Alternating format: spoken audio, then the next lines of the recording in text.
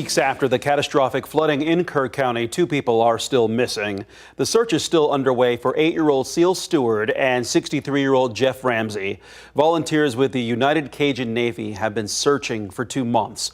Now a group called Lone Star Guardians is continuing the search. Volunteers say they've tried to search every part of the riverbank from Camp Mystic, where many of the flood victims died, to Ingram, which is more than 10 miles downriver.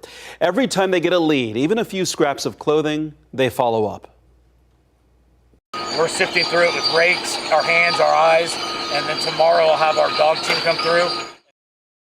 The Lone Star Guardians want to re-inspect the river with divers to continue the search and help clear hazards. It could be well over a year, but local volunteers remain committed. Texas Task Force 1 is also continuing to search the Guadalupe River. A Kerr County commissioner says the state plans to use a barge and backhoe to search Ingram Lake at some point next month.